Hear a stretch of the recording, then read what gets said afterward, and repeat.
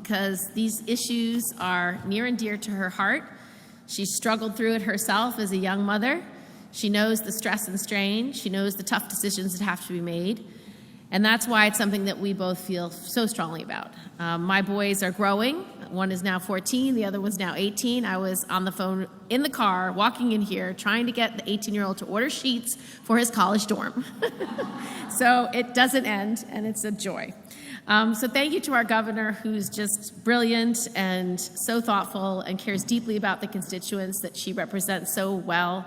And I want to thank her for her leadership and her vision and her tenacity to never, ever, ever give up. And that's why this good policy is coming to fruition. I want to thank Dia Bryant, our Executive Director of Education Trust New York. Thank you for your leadership and your vision and your hard work.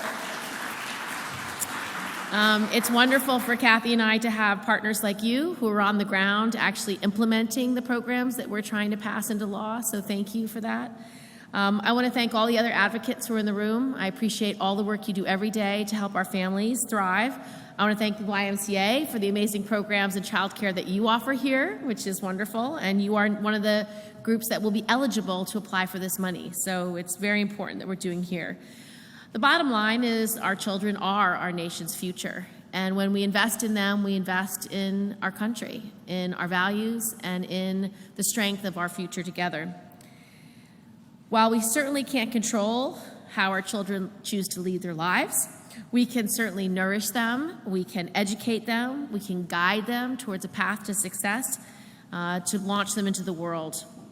I'm still one of the few moms in the Senate with school-age children, but I'm constantly reminded how vastly important it is to make sure our nation's children are cared for and given the advantages that they need to live a successful and healthy life. As the governor said, about 22% of Americans are under the age of 18, and about 1/4 of those kids are under the age of 5. So we have a huge child care need in this country, and many of them do not have the support that they need to be able to succeed. And with COVID, also as the governor said, things became exponentially harder and much more strain on our state. Before the pandemic, there was one slot for every four kids that were looking for child care slots. Post-pandemic was one slot for every 8 kids. So you can see how significant the need is around our state. The reason why I worked so hard on these funds in the American Rescue Plan and the CARES Act is because I knew our governor would spend the money to actually improve care and to expand care, and that's exactly what today's announcement's about. These funds make 2 crucial initiatives possible.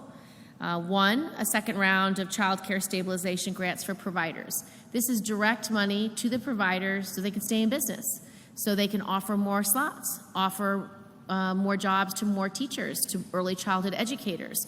It allows them to expand facilities. It allows them to do whatever they need to get their child care center up and running. And the second is, as the governor said, a PSA campaign to just tell families that this is available to them.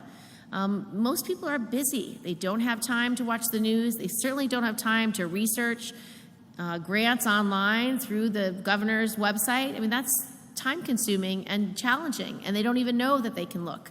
So this is going to make a difference. It's going to go right into the families, into the feeds, and into the internet of anybody who might be eligible. So it'll work.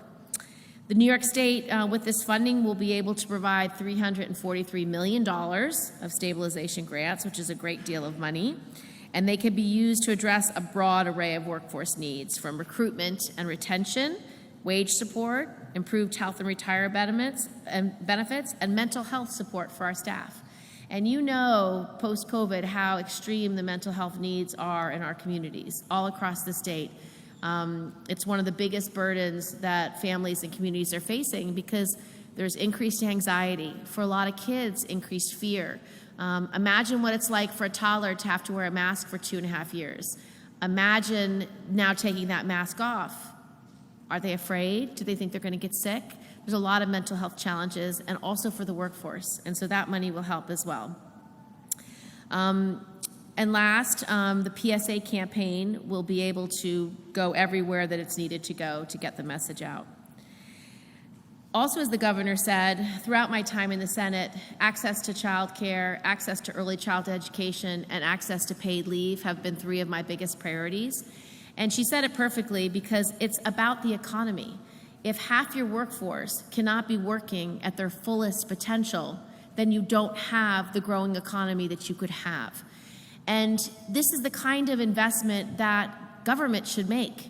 In the same way we build roads and bridges, we have water systems, we have electric systems, we provide internet so that people can go to work, they can go to school, they can be part and functioning of the economy. Well, part of that infrastructure should also be childcare, because if 50% of our workforce during some of their childbearing years will not be able to be fully employed because of care needs, both for young children and for older adults and aging parents, then they're not able to go to the workforce. They're not able to be able to earning at their full potential.